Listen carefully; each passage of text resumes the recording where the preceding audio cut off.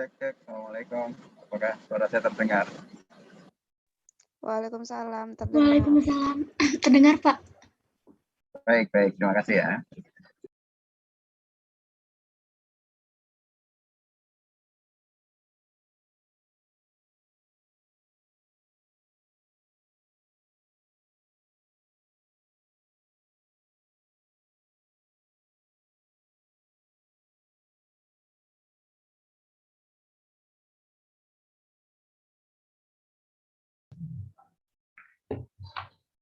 Bismillahirrahmanirrahim. Assalamualaikum warahmatullahi wabarakatuh.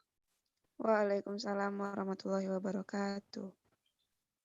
Alhamdulillahirabbil alamin wassalatu wassalamu ala asrofil anbiya'i wal mursalin wa ala alihi wa sahbihi ajma'in amma ba'du.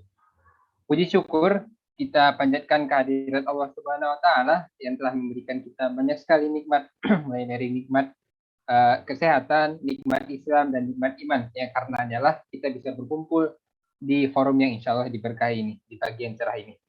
Salawat serta salam tak lupa kita sanjungkan kepada Nabi besar kita, Nabi Muhammad SAW, beserta keluarganya, sahabatnya, dan pengikutnya hingga akhir zaman. Alhamdulillah, pada pagi hari yang cerah ini kita dapat berkumpul di forum yang insya Allah diberkahi ini, pada acara kajian seputar ekonomi Islam. Kajian seputar ekonomi Islam merupakan sebuah kegiatan yang rutin diselenggarakan oleh Departemen Riset Keilmuan dan Kajian Syariah Kelompok Studi Ekonomi Islam Sesi IPB. Ini merupakan kali kelima diadakannya kajian seputar ekonomi Islam. Baiklah, sebelum memulai acara pada pagi hari ini, alangkah baiknya kita mendengarkan terlebih dahulu lantunan ayat suci Al-Quran yang akan dibawakan oleh saudara Yazid Ilham Rabbani. Kepada Yazid, waktu dan tempat dipersilakan. Baik, suaranya terdengar jelas kan ya?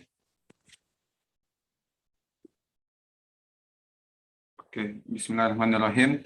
Assalamualaikum warahmatullahi wabarakatuh. Baik, perkenalkan nama saya Muhammad Yazid Ilham Rabbani dari Ilmu Ekonomi Syariah IPB 57. Izinkan saya untuk memimpin pembacaan tilawah pada pagi hari ini. Bagi yang bisa membuka surat Al-Baqarah ayat 275 sampai 276.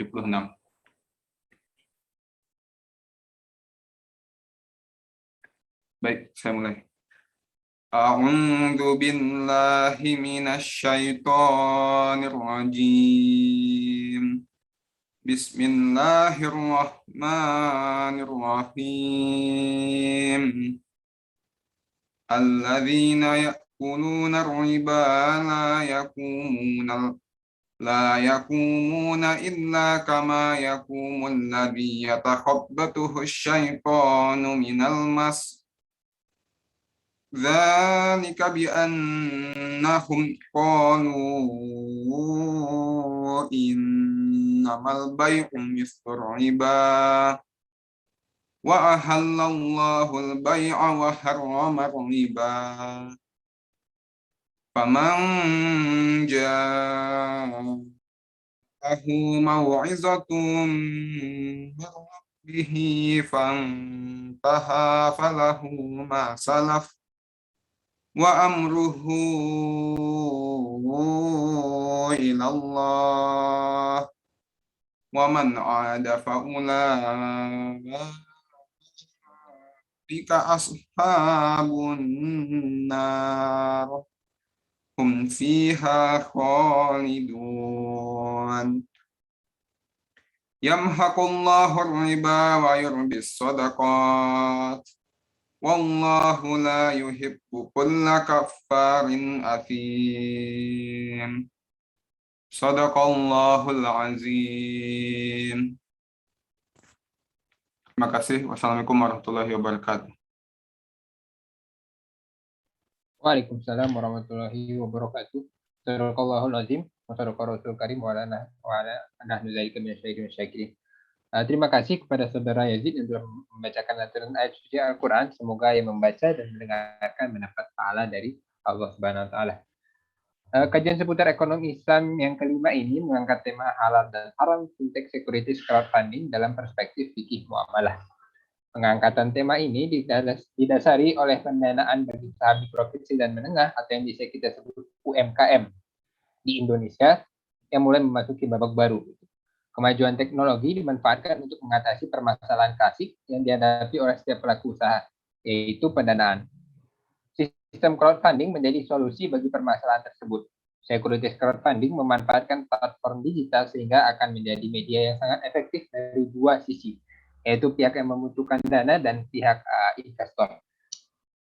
Investor bisa membeli dan mendapatkan bukti kepemilikan perusahaan tersebut, bisa berupa saham ataupun obligasi maupun sukuk dari usaha tersebut.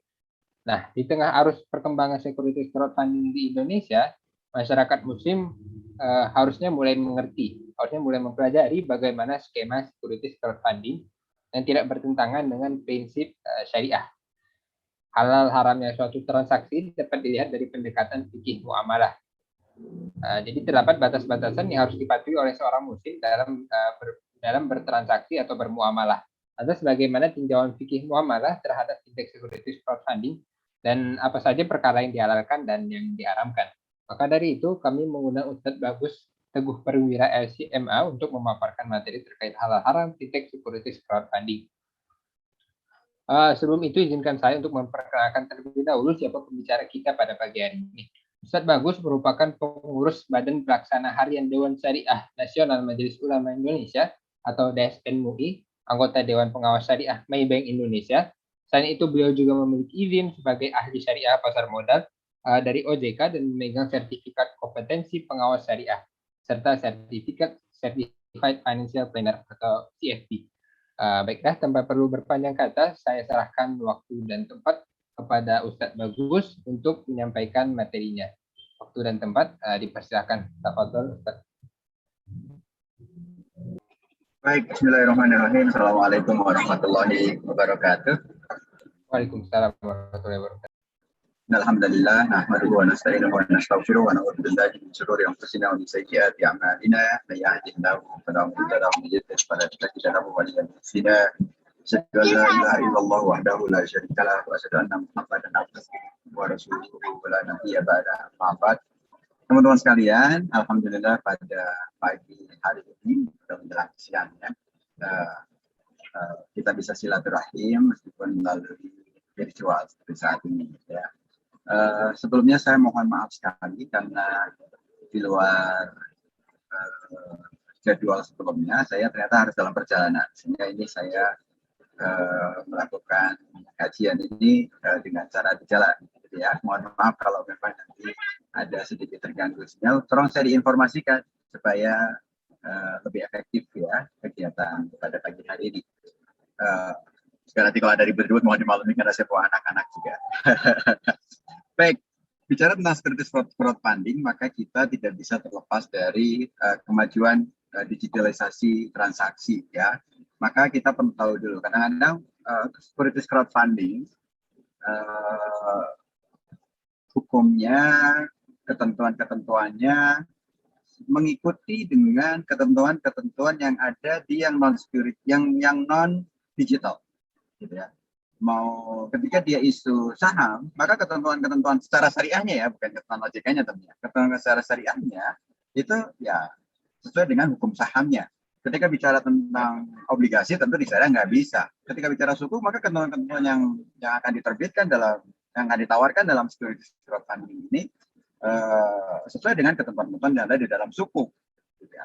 Nah, saat ini sudah ada beberapa securities crowdfunding company atau penyelenggara layanan urun dana, penawaran efek berbasis layanan urun dana yang mendapatkan sertifikasi dari DSN MUI untuk sertifikasi syariah. Nah, ini proses yang dilakukan DSN melakukan review terhadap proses yang ada di securities, kemudian ada penempatan dari Dewan Pengawas Syariah. Saat ini ada dua jenis, ada yang full fledged, ada yang dia sifatnya unit.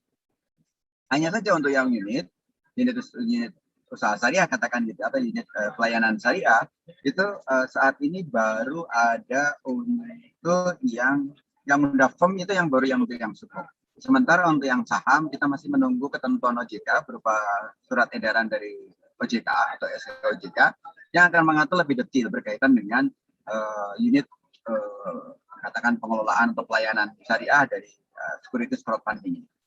Baik teman-teman, karena kita berkaitan dengan digitalisasi dari sisi transaksi, nah transaksi itu akad, saya izin share dulu di awal, bagaimana kita memahami tentang digitalisasi transaksi. Gitu kan. Apa iya transaksi yang tidak dalam satu tempat itu akan menjadi suatu akad yang sah? Nah ini suka jadi banyak pertanyaan dari masyarakat. Gitu ya. Nah ini sekedar pembuka. Ya ayyuhalladzina amanu dkhulu fis-silmi kafah wa la tattabi'u khutuwati syaitan innahu lakum aduwwun mubin. Wahai orang yang beriman, masuklah ke dalam Islam secara kafah, secara keseluruhan. Islam itu ajaran yang sudah lengkap, ajaran yang semuanya harus kita ambil. Makanya kita harus mengimplementasikan Islam secara kafah. Tidak bisa seperti kita kayak makan di kondangan gitu dengan cara prasmanan, kita boleh ambil menu yang kita suka doang. Nah Islam enggak, kita harus ambil semuanya. Kita harus ambil ya ibadahnya iya, ya akhlaknya iya, ya akidahnya iya, termasuk muamalahnya iya, termasuk bagaimana kita bertransaksi, termasuk bagaimana kita berbisnis, termasuk bagaimana kita berinvestasi. Nah ini maka kita diminta untuk lengkap ambil semuanya dari Islam. Nah berkaitan dengan transaksi secara digital, bagaimana pandangan syariah? Nah ini yang kita perlu kaji sedikit di awal, sehingga nanti ketika kita membahas tentang securities crowdfunding, hal ini udah kelar. Ada nggak lagi diperbincangkan, dokter itu akadnya sah apa enggak, ijab kabulnya sah apa enggak, sikotnya gimana gitu kan. Nah ini kita pahami dulu tentang akad. Akad adalah kalau secara bahasanya ya akad atau bacamanya itu ukut gitu kan. Artinya ikatan, simpul tali, kesepakatan gitu kan. Dalam fikih akad dikenal sebagai pertalian, perikatan antara pernyataan kehendak atau sering disebut dengan ijab gitu kan, dari satu pihak dan pernyataan penerimaan atau acceptance atau qabul atau persetujuan dari pihak lain yang memiliki akibat hukum terhadap objek akad atau ma'qud alaih.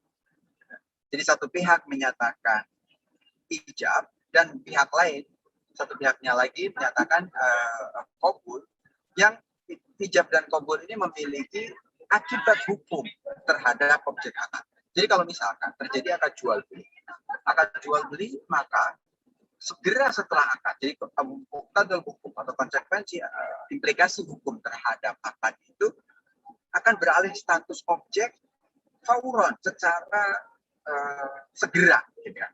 Ketika kita melakukan transaksi jual beli misalkan, karena jual beli adalah umul akad, hampir semua akad itu ujung-ujungnya adalah berujung pada jual beli. Termasuk ijarah itu adalah sebetulnya jual beli, tapi jual beli manfaat misalnya. Nah, kita kasih contoh jual beli. Ketika jual beli itu terjadi, maka segera setelah jual beli itu terjadi, objek jual belinya langsung bertukar. Objek jual beli apa? Objek jual beli adalah barang yang diperjualbelikan dan harga. Harga itu langsung bertukar. Harga yang tadi atau katakan barang yang tadinya milik penjual setelah akad jual beli, maka langsung saat itu juga menjadi miliknya pembeli. Demikian pula harganya atau uangnya. Ketika sebelum akad menjadi miliknya pembeli, maka pada saat setelah segera akad, maka itu akan segera menjadi miliknya penjual, karena konsekuensi dari akad itu fauron, segera. Gitu. Nah ini sebagaimana disebutkan oleh Syekh Alauddin Az-Za'tari dalam kitab Mu'amalah Al-Maliyah Al-Muqarrar, Syekh Jadidah wa Amsilah Muasir. Sementara Wahbah Zuhari dalam kitabnya Usul Al-Islam juga menyatakan bahwa segala tindakan yang dilakukan seseorang dengan niat baik, dengan kehendak sendiri, seperti itu wakaf. Jadi gini, kalau Wahbah Zuhari mendefinisikan akad itu dari dua sisi. Ada akad yang bisa dilakukan oleh satu orang saja, ada akad yang harus dilakukan oleh dua pihak atau lebih. Untuk yang satu orang, atau yang dua orang atau lebih, contohnya banyak. Misalkan akad jual beli, akad syirkah ya, berkongsi untuk bikin usaha. Termasuk nanti kita bicara tentang securities crowdfunding ini. Nah, ada juga kata-kata yang bisa dilakukan oleh kehendak sendiri, oleh pihak doang. Seperti apa? Seseorang ingin berwakaf. Berwakaf itu nggak perlu ada lawannya. Saya mau berwakaf, saat itu tidak jatuh hukum wakaf. Artinya barang itu menjadi barang yang wakafkan. Nah, berkaitan dengan digitalisasi akad, digitalisasi transaksi, maka kita harus lihat dari rukun akadnya. Rukun akad yang disepakati oleh ulama itu adalah yang paling kanan, yaitu sikot. atau pernyataan atau sering diistilahkan dengan ijab qabul. Nah, ini semua ulama sepakat bahwa ini adalah rukun. Sementara para pihak yang melakukan akad atau objek akad itu merupakan rukun akad menurut jumhur. Tapi menurut ulama Abu Hanifah, mazhab Hanafiyah, itu mereka ini dua syarat ini, dua rukun ini hanya bukan sebagai rukun, tapi dia sebagai konsekuensi karena adanya sigot. Nggak mungkin sigot dilakukan tanpa pihak yang melakukan akad, ya. Tidak mungkin sigot yang melakukan bisa berjalan tanpa adanya objek akadnya. Gitu. Nah, letak pentingnya di dalam transaksi digital itu artinya disiwat ini justru, yaitu pernyataan. Yang satu menawarkan, yang satu acceptance, menerima atas penawaran tersebut. Ya. Kalau mazhab yang lain selain mazhab Hanafi itu selalu yang namanya ijab itu dari pihak yang menawarkan, dari pihak yang menjual, misalkan bukan jual beli, dari pihak yang menyewakan kalau itu adalah akad ijarah. Sementara qabulnya adalah dari pihak yang membeli atau yang menyewa dan sebagainya. Itu tapi dalam mazhab Hanafi dinyatakan bahwa apapun itu, yang penting yang pertama kali diungkapkan itu adalah ijab. Sementara yang akhir diungkapkan adalah qabul. Artinya ketika seseorang, saya mau beli dong barang kamu, nah itu ijab tuh. Ketika kemudian penjualnya bilang, oke, saya setuju jual barang saya, itu jadi qabul menurut Hanafi. Tapi kalau menurut Imam Syafi'i, Imam Malik dan sebagainya dinyatakan bahwa ya asal dinyatakan itu sebagai penawaran untuk dijual, meskipun datangnya belakangan itu adalah ijab. Jadi misalkan penjual itu selalu yang menyatakan ijab itu penjual, meskipun menyatakannya adalah belakangan. Misalkan orang, saya mau beli ya, oke saya jual. Nah, itu meskipun kata saya mau jual itu dilakukan belakangan, menurut mazhab yang lain selain mazhab Hanafi itu sebagai ijab. Nah, ini sekedar perbedaan dari sisi istilah saja saya kira ya. Yang penting adalah bagaimana kita memahami apakah transaksi digital ini adalah transaksi yang sah sesuai dengan prinsip syariah atau tidak, gitu kan? Nah, kita lihat dalam masing-masing rukun itu ada yang namanya syarat. Jadi syarat itu suatu syarat yang melengkapi yang harus ada ketika melekat pada rukun itu. Kita lihat dalam para pihak yang melakukan akad, misalkan dia harus cakap hukum ahliyah yang sedia pihak yang memang memiliki kemampuan. Nah, sering diistilahkan sebagai akil dan balik, ya. Akil itu berakal, bukan orang gila. Balik itu berarti sudah sampai umur tertentu atau ditandai dengan haid untuk yang wanita, ditandai dengan bermimpi kalau yang laki-laki. Nah, dan memiliki kewenangan. Memiliki kewenangan itu misalkan kalau melakukan jual beli atas barang yang saya beli, atas barang yang saya miliki, misalkan gitu. Saya mau jual handphone saya, misalkan. Maka ya handphone yang saya jual ini harus handphone yang menjadi milik saya. Itu disebut dengan wilayah asliyah. Wilayah asliyah itu benar-benar itu barang milik saya. Bisa juga wilayah niyabiyah. Wilayah niyabiyah itu barang itu bukan milik penjualnya, tetapi si penjualnya ini dikuasakan untuk menjualkan barang tersebut. Nah, misalkan apa? Penjaga di toko. Penjaga di toko itu dia bukan pemilik barang, tapi dia berhak menjualnya karena dia diminta oleh pemilik toko untuk menjualkan barang tersebut. Nah, kemudian lagi dari sisi barangnya atau objeknya, barang dan harganya. Yang namanya objek transaksi itu, kalau transaksi itu sifatnya pertukaran, maka objeknya dua, itu barang dan harganya, atau objek ya, katakan kalau saya menyewa ya manfaat dan harganya. Dua-duanya harus memenuhi syarat-syaratnya, yaitu barangnya harus legal, masyru', bukan barang yang ilegal. Dan barangnya termasuk mal mutakawwim atau istilah lain disebut dengan mal mutakawwam yang memiliki nilai. Yang memiliki nilai itu kalau menurut kacamata syariah adalah suatu barang yang bernilai dan halal. Karena dalam kacamata syariah meskipun itu barang bernilai tapi tidak halal, maka tidak disebut sebagai barang bernilai secara syariah. Contohnya apa? Minuman keras, daging babi, segala macam. Meskipun itu memiliki nilai tapi itu dianggap tidak sah untuk dijadikan objek transaksi karena dia tidak halal. Juga bisa diserah terimakan pada waktu akad dan bisa diserah terimakan ini maksudnya adalah barangnya sudah bisa diserah terimakan meskipun nggak ada di tempat, nggak ada masalah, kecuali nanti pada saat ini poin ketika bicara tentang harus ada pada saat waktu akad itu, nah, ada pengecualian adalah akad-akad yang sifatnya pesanan ya, seperti salam istisna atau ijarah mausuf bil zimma, itu beberapa mustasnayat, apa pengecualian di dalam syarat. Dan juga salah satu syarat dari objek itu adalah jelas diketahui. Ya, kecuali akad tabarruk seperti hibah, hadiah. Anda mau kasih hadiah sama adik Anda gitu, ya nggak harus barangnya diketahui di awal gitu. Saya mau kasih hadiah ya apa surprise, itu boleh meskipun terjadi gharar di sana. Itu boleh. Tapi kalau jual beli tidak boleh terjadi gharar, harus atas barang yang jelas diketahui. Ya, baik. Yang paling penting lagi-lagi adalah berkaitan dengan sigot. Sigot ini harus jelas, utuh dan dipahami. Pernyataan ijab maupun pernyataan qabul itu harus sesuatu yang jelas. Ya, saya mau jual ya harus jelas. Jual pakai wording jual atau pakai wording yang lain, istilah-istilah lain, sepanjang istilah tersebut memiliki makna bahwa itu adalah dilakukan penawaran untuk melakukan jual beli. Kemudian dipahami, maksudnya adalah dipahami oleh para pihak yang melakukan akad. Ya.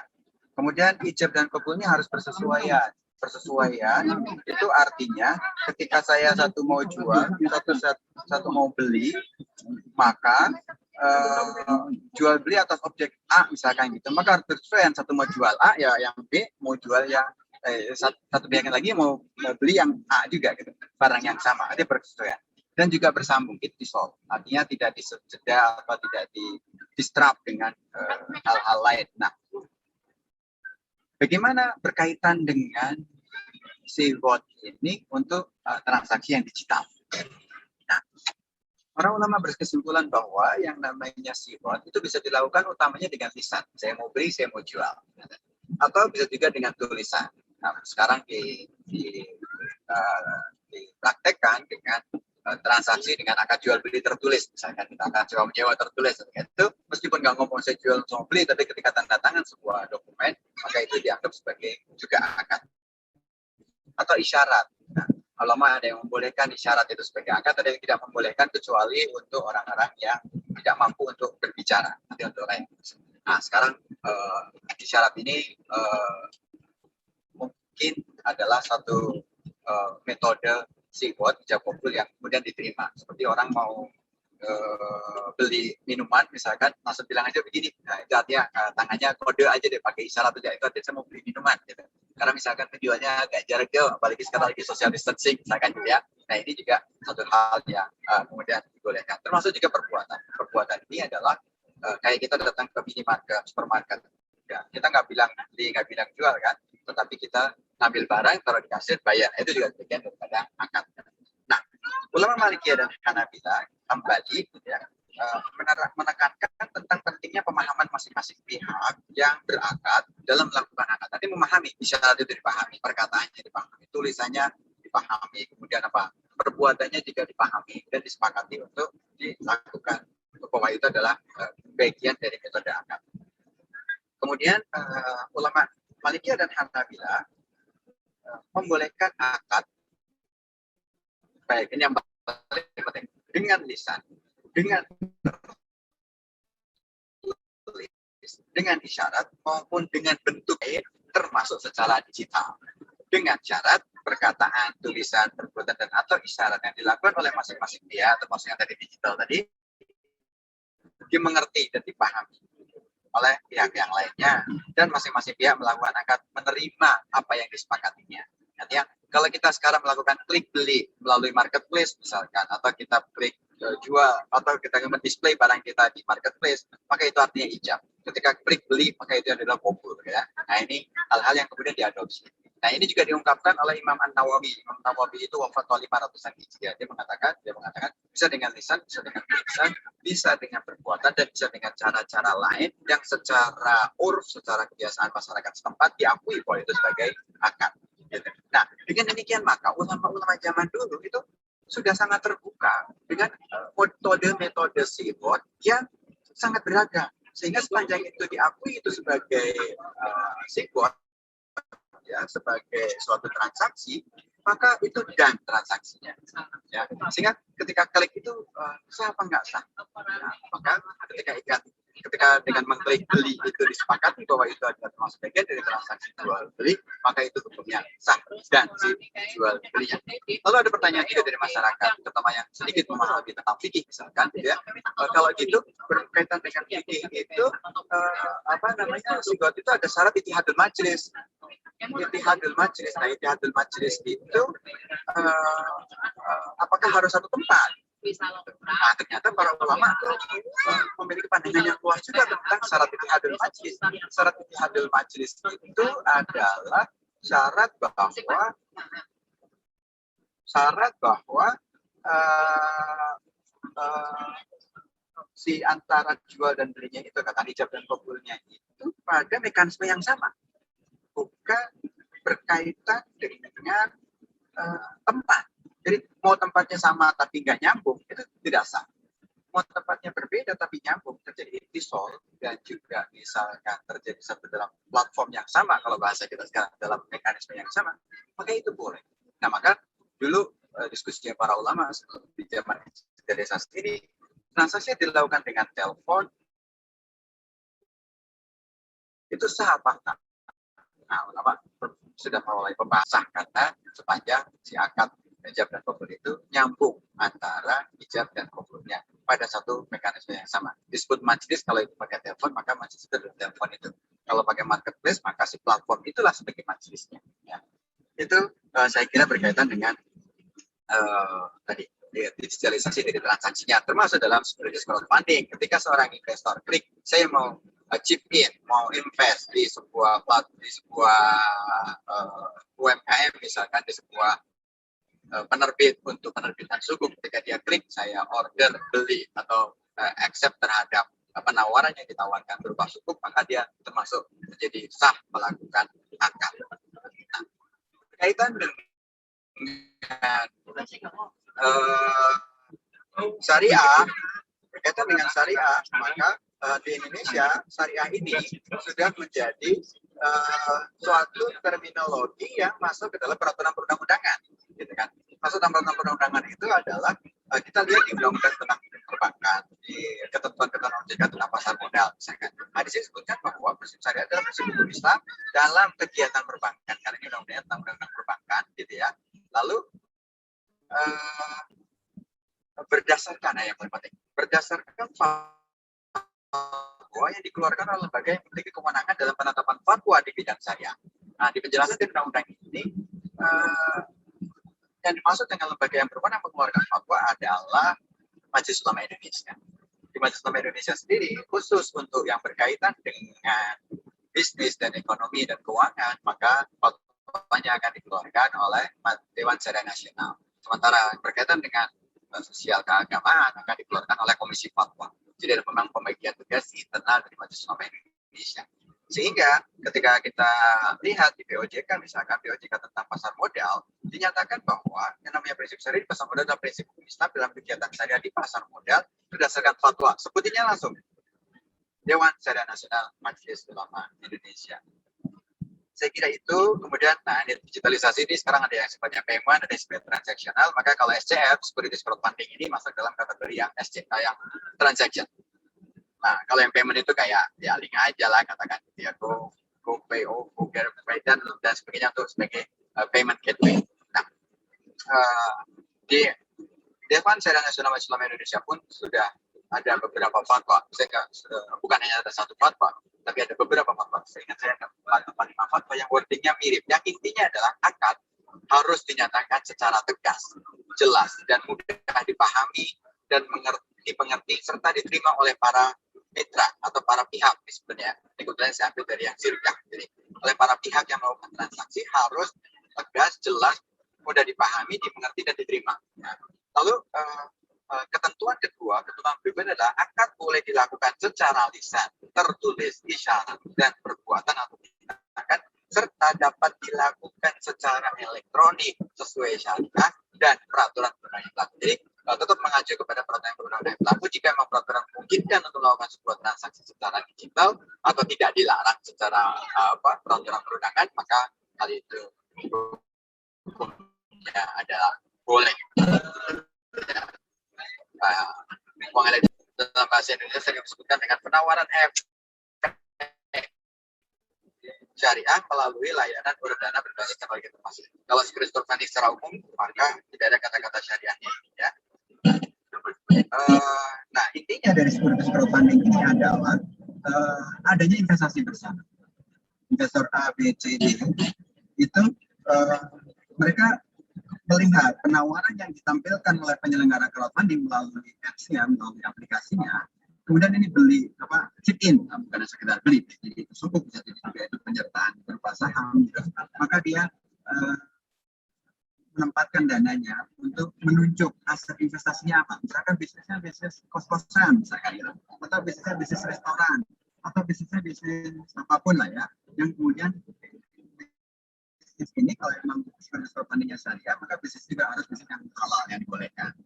Demikian pula nanti hasil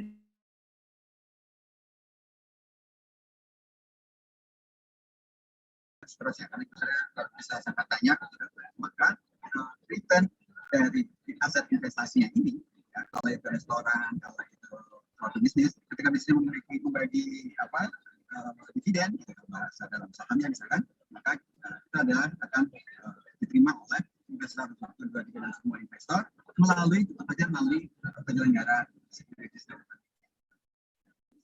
ini berperan sebagai platform intermediasi antara investor dengan si pemilik usaha yang menerbitkan instrumen. Nah, instrumennya apa? Bisa saham dan bisa ketentuan tentang saham, ketentuan tentang saham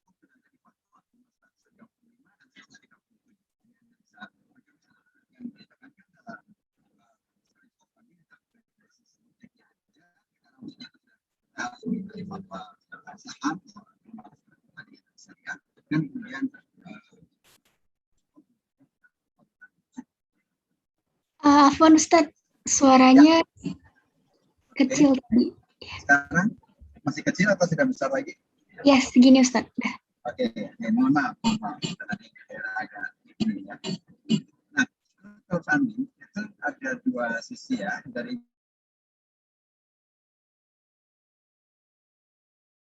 investor dari platform ini adalah dimiliki oleh efek penerbitan siapa penerbit. Jadi misalkan kalau penerbitnya adalah suku, menerbitkan suku, maka ya, transaksi atas transaksi investor ini berupa suku. Ya. Jadi intinya flow-nya pertama kali dia dari sisi penerbit, dari sisi UMKM-nya, dari kata pemilik usahanya. Dia menerbitin apa? Menerbitin suku, menerbitin saham, misalkan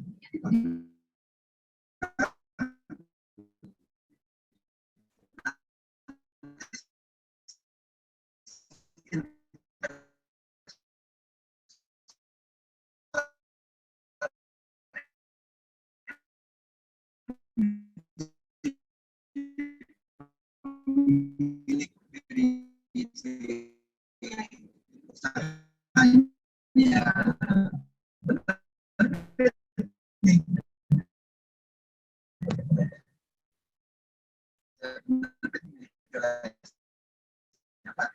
dimiliki oleh investor ketika investor membeli saham. Tapi kalau dia belinya cukup, maka berlaku. Terbitkanlah efek kepada siapa? Kepada penyelenggara layanan terbitkan oleh penerbit ini, penyelenggara securities crowdfunding atau securities crowdfunding company-nya dia harus melakukan analisis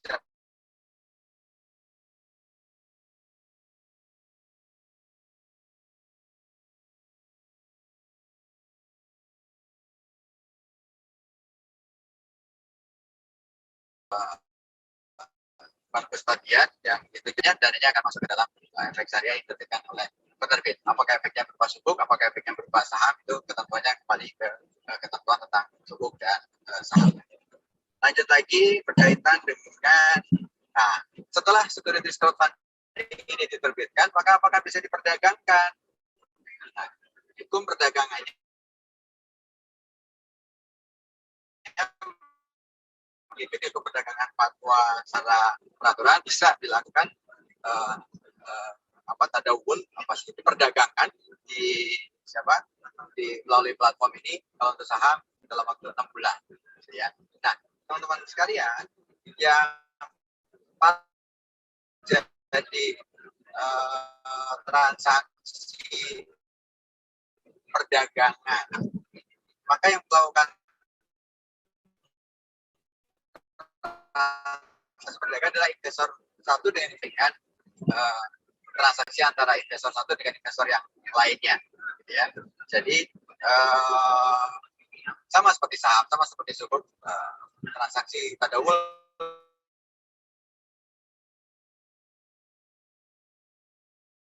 dari market itu terjadi antara investor. Dan khusus untuk suku,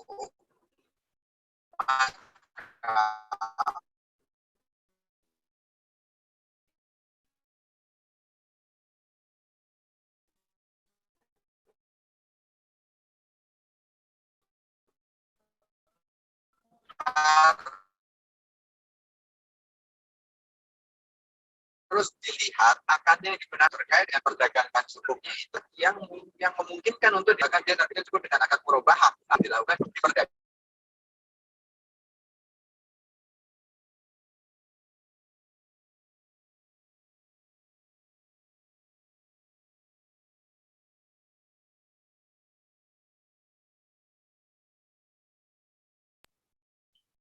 Sepertinya ada sedikit gangguan ya dari narasumber kita. Mungkin bisa ditunggu terlebih dahulu sekitar beberapa menit. Akan segera dikondisikan oleh panitia.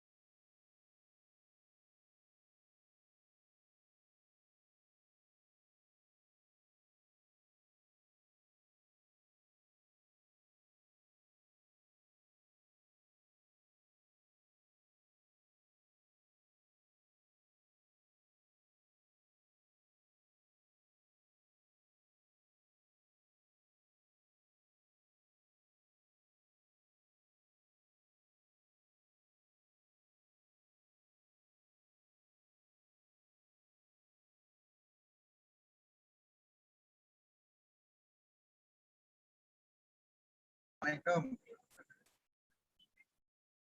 Waalaikumsalam. Wah,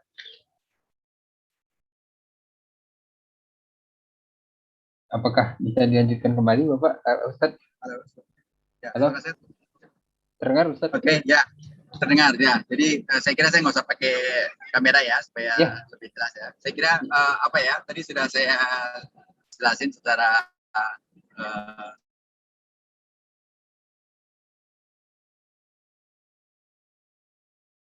sudah di akhir presentasi saya sih berkaitan dengan antara investor dengan investor lain terhadap instrumen efeknya.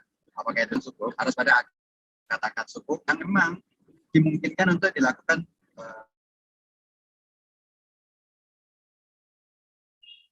jual beli. Kalau akan dilakukan perdagangan atau dia boleh diperjualbelikan. Nah, ini tentu juga mengikuti fatwa dari suku. Saya kira itu mungkin akan lebih seru kalau kita banyak diskusi. Silakan saya kembalikan ke Baik, terima kasih banyak Ustadz Bagus yang telah menyampaikan materinya. Masya Allah, sangat menambah insight dan wawasan baru bagi kita semua. Baiklah, untuk para peserta yang ingin menanyakan lebih lanjut atau bisa diskusi gitu, kepada Ustadz Bagus, dipersilahkan untuk bisa raise hand ataupun menuliskan pertanyaannya di kolom chat. Itu dipersilahkan. Kapan lagi mumpung Ustadz Bagus ada di sini. Persilahkan kepada para peserta bisa raise hand ataupun bisa ditulis di kolom chat pertanyaannya.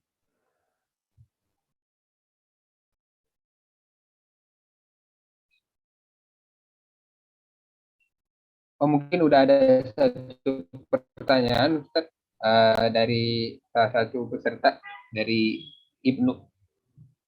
Pertanyaannya, jika UMKM penerbit saham memiliki hutang ribawi atau pendapatan yang notabene non halal, apakah berlaku ketentuan bagaimana yang diatur untuk saham syariah, Ustaz? Di mana maksimal pendapatan pendapatan nonton halal 10% dan maksimal rasio hutang ribawi 45%. Begitu Ustaz pertanyaannya. Ya, kita harus pahami fatwa tentang saham berkaitan dengan rasio keuangan. Itu ada diktum yang sebelum berkaitan dengan tadi 10%, 45% itu ada yang berkaitan, ada satu klausula yang menyatakan bahwa pada dasarnya, hukum dasarnya, itu harus bersih dari suatu unsur yang diharamkan. Gitu ya. Dari unsur yang diharamkan itu harus bersih. Bahwa kondisi saat ini secara umumul balwa tidak memungkinkan dengan kondisi yang ada saat ini, maka itu adalah sekedar rukhsah. Jadi kalau ngomongin kata idealnya harus clear dari hal-hal yang gitu, nggak punya atau seorang yang punya usaha, apalagi usaha itu usaha yang besar, ada permintaan-permintaan dari pelanggannya untuk menggunakan transaksi melalui bank tertentu, misalkan, sehingga dia terpaksa memiliki tabungan di bank tertentu, sehingga ketika tabungan di bank tertentu itu mendapatkan bunga, gitu kan, ya itu harus catat sebagai pendapatan. Nah, demikian pula dari sumber pendanaan. Ketika sumber pendanaan itu suatu hal yang perlu besar, maka ya dikasih rukhsah. Nah, ketentuan fatwanya clear, jadi targetnya memang clear dari hal-hal yang tidak sesuai dengan prinsip syariat. Tetapi kondisi-kondisi yang sehingga apa yang terjadi dengan spot funding, prinsip dasarnya sama. Kita upayakan, kita dorong supaya seminimal mungkin. Tapi dalam hal yang belum bisa, maka batas atasnya itu. Nah, batas atas itu bukan yang sekedar membuat batas atas, tapi sudah ada kaidah-kaidah fikih juga yang diterapkan. Misalkan al-asolah, wala bangun hukum ya, berkaitan dengan tadawulnya, berkaitan dengan perdagangan. Ya. Sementara kalau yang ini saham, misalkan persentase itu dilaksar hukmul kul, misalkan itu ada kaidah fikih juga, sehingga yang dominan itu dihukumi seolah semuanya terdiri dari sesuatu yang dominan, sehingga maka dari modal dari para pemilik, gitu, kemudian dari pembiayaan-pembiayanya, hal itu harus dominan. Maka dengan kaidah dilaksar hukmul kul itu, maka yang dominan dihukumi semuanya. Jadi prinsipnya kita mendorong untuk seminimalnya kalau bisa zero, gitu kan, rasionya itu benar-benar nggak ada, tapi itu kondisi tertentu. Nah saat ini ya boleh sampai dengan mengikuti ketentuan itu. Tapi kita dorong semoga nanti misalkan di ketentuan OJK-nya misalkan tapi diperketat lagi, misalkan tidak berapa, tidak 10%, misalkan cuma 5%, atau bahkan mungkin cuma 2,5% misalkan, gitu ya. Nah itu hal-hal yang dimungkinkan. Saya kira itu. Baik, terima kasih banyak atas jawabannya. Masih ditunggu ya para peserta yang ingin menanyakan pertanyaannya, atau mungkin bisa langsung raise hand, gitu, bisa langsung berdialog secara langsung, bisa raise hand dan on mic. Sudah cukup jelas kali ya, jadi clear, nggak perlu ada diskusi lagi kali ya.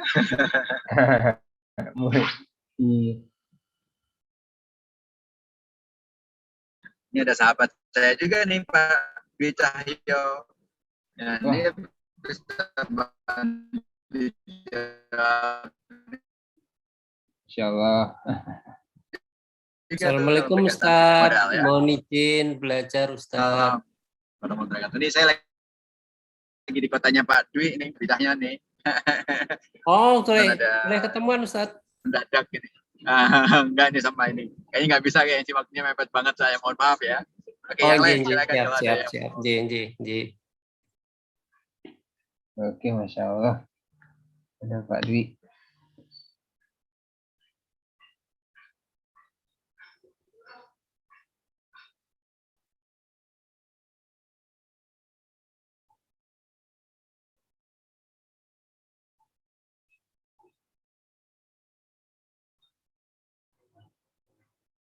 Mungkin saya tunggu ya sekitar 3 menit ya, mungkin dari peserta yang ingin bertanya. Mungkin saya tunggu dulu.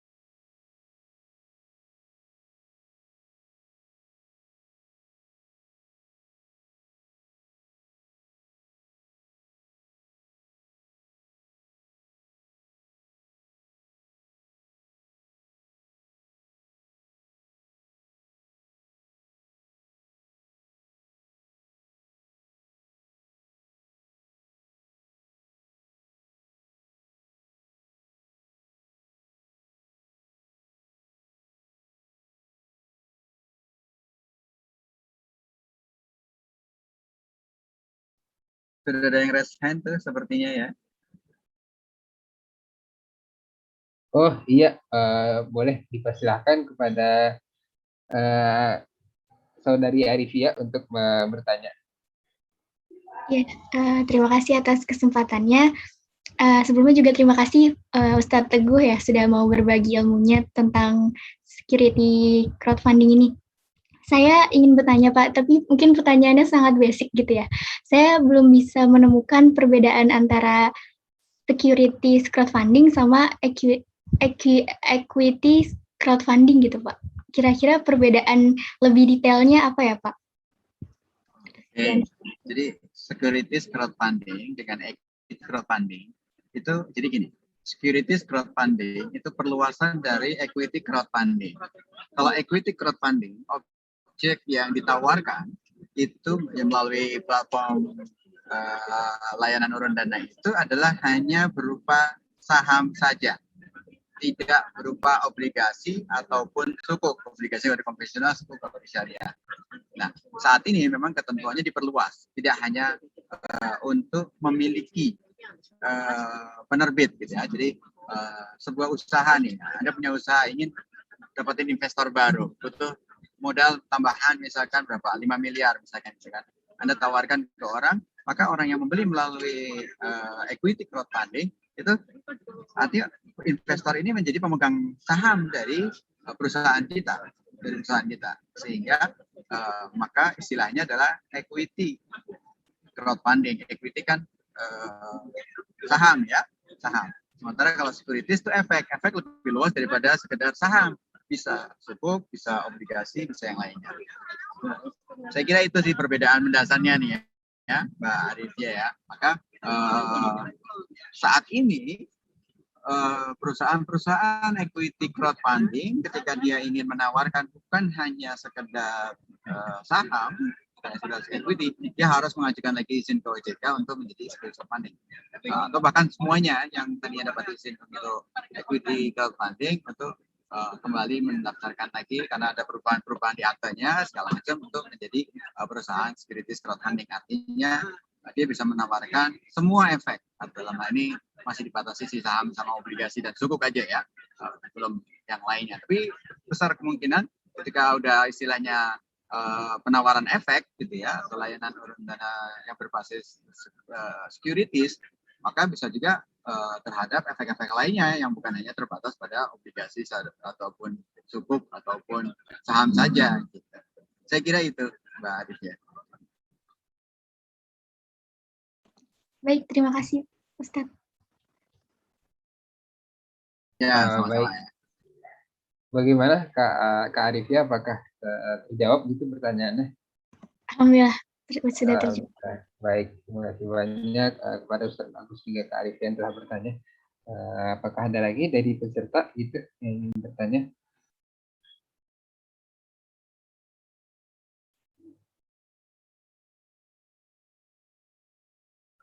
Oh, mungkin ada titipan pertanyaan gitu. Pertanyaannya, bagaimana hukumnya jika kita memiliki saham dari perusahaan yang pada awalnya mengikuti syariat Islam, namun pada akhirnya perusahaan tersebut banyak menyalahi dan menyimpang dari syariat-syariat Islam? Apakah kita harus segera melepas saham tersebut? Gitu. Bagaimana Ustaz jawabannya? Ya, harus segera. Ya, harus segera. Jadi ketika misalkan kita praktekin sekarang, kita sudah alhamdulillah dapat transaksi keuangan syariah ini diregulir oleh otoritas yang berwenang seperti OJK gitu kan, dengan regulasi-regulasi yang relatif cukup lengkap, sehingga ketika misalkan saham yang ada di bursa misalkan sudah masuk ke dalam daftar efek syariah, lalu kemudian dia karena satu dan lain hal melakukan transaksi atau corporate action, dari corporate action itu menjadikan dia melanggar prinsip syariah, maka dia dikeluarkan oleh OJK, tidak lagi masuk ke dalam daftar efek syariah. Begitu tidak masuk lagi dalam daftar efek syariah, maka investor itu diminta untuk segera menjual. Segeranya kapan? Secepat mungkin. Gitu. Nah, tapi kan karena kadang-kadang sebuah kebijakan itu kan nggak bisa terdistribusi diketahui oleh para pihak hari itu juga. Maka ada keringanan, ya udah segera itu ya supaya informasinya nyampe ya, kalau udah nyampe segera. Tapi semaksimalnya 10 hari gitu. Jadi 10 hari itu bukan batas untuk menjualnya sebetulnya, batas untuk informasi bahwa dia sudah nggak syariah itu sampai. Nah, begitu sampai, kalau udah 10 hari nggak nyampe kebangetan, berarti dia nggak concern di situ gitu kan. 10 hari itu nyampe dan ketika dia tahu dianjurkan segera untuk dijual. Gitu sih jawabannya. Oke, baik. Terima kasih banyak, Ustaz. Oke, ada lagi?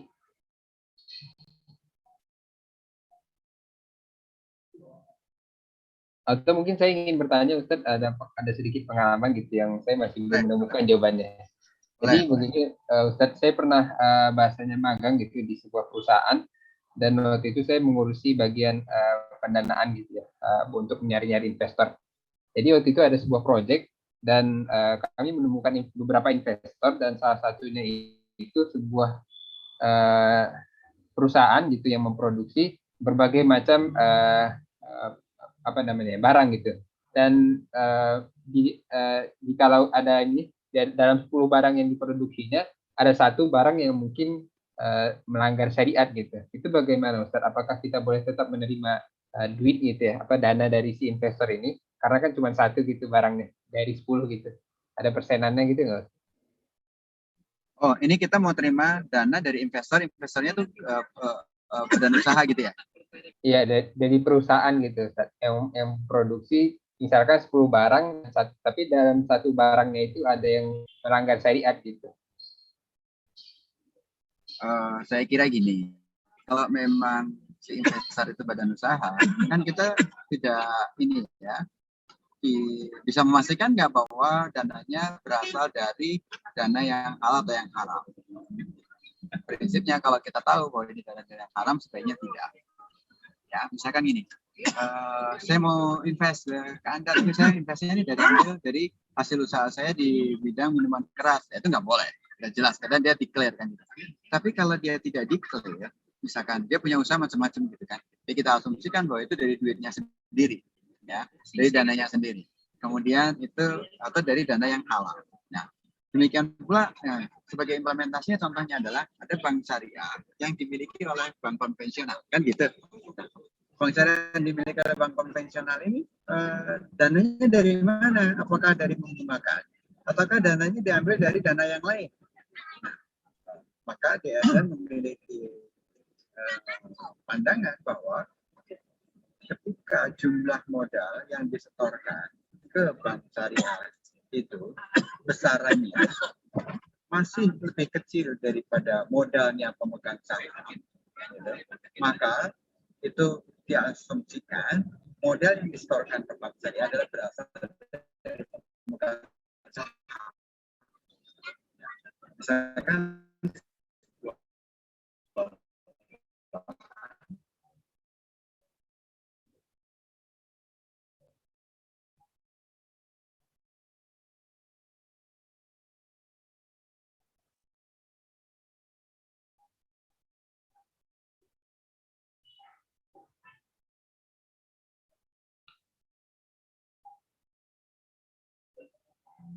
Ustadz, maaf, sepertinya terputus suaranya. dari bank konvensional ke bank syariah ini itu bersumber dari dananya pemegang saham pemerintah tadi kepada bank tersebut. Jadi bukan diambil dari transaksi haramnya itu kan haram bijati.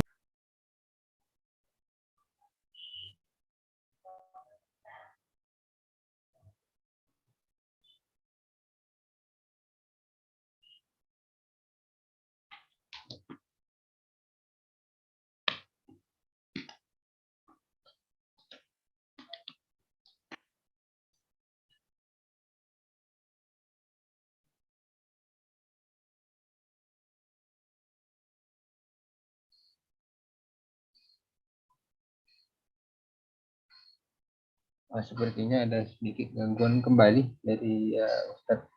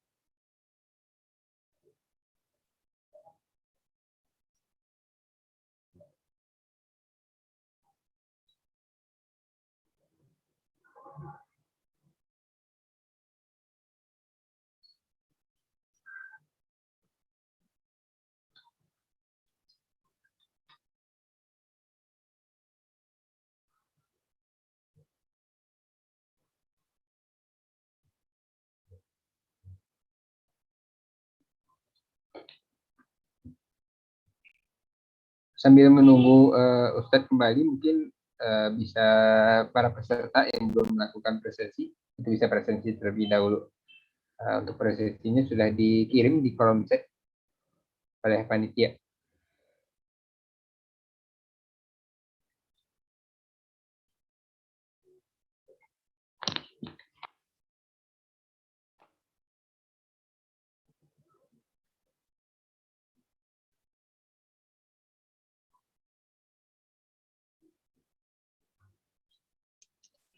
Assalamualaikum. Aduh, maaf nih, terputus lagi. Jawaban saya tadi terdengar nggak ya?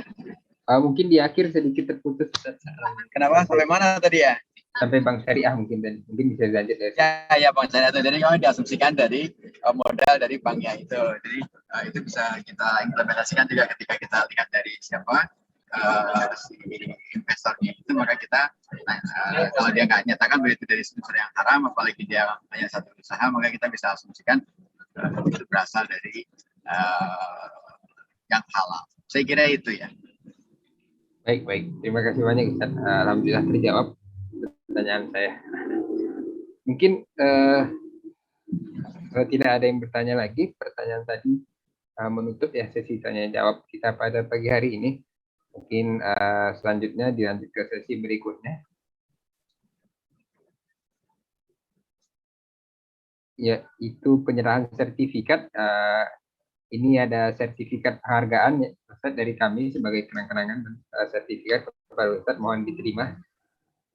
Terima kasih, diterima dengan baik. Terima kasih dan mohon maaf jika dalam sesi kita pada pagi hari ini ada banyak kendala karena memang ini di luar kendali ya. Saya harus melakukan perjalanan. Terima kasih. Ya tidak Pak Ustaz. Baiklah, alhamdulillah sudah diterima sertifikatnya. Mungkin nanti insya Allah akan dikirimkan melalui private chat oleh panitia. Ustaz, apakah memungkinkan untuk on cam sebentar Ustaz untuk dokumentasi?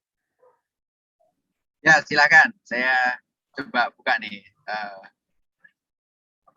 video.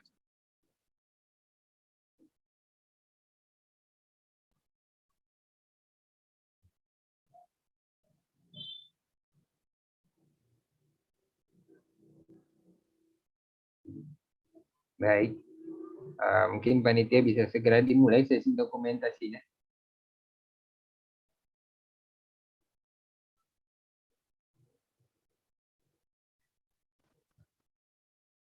Teman-teman peserta yang lain yang belum mengaktifkan kameranya mungkin bisa diaktifkan agar kita bisa segera melaksanakan sesi dokumentasi atau foto bersama dengan Ustaz Bagus. Dipersilakan untuk bisa on kameranya terlebih dahulu.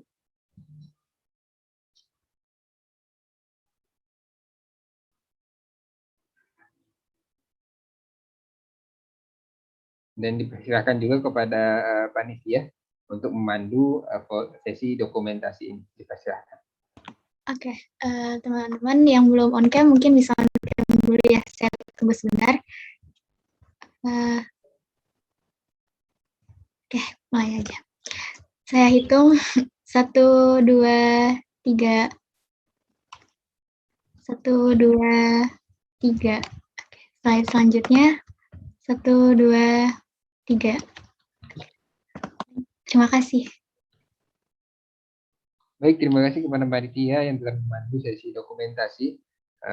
Selanjutnya kita untuk menutup acara ini akan ada doa yang akan dibacakan oleh Saudara Yazid. Kepada Saudara Yazid, dipersilakan.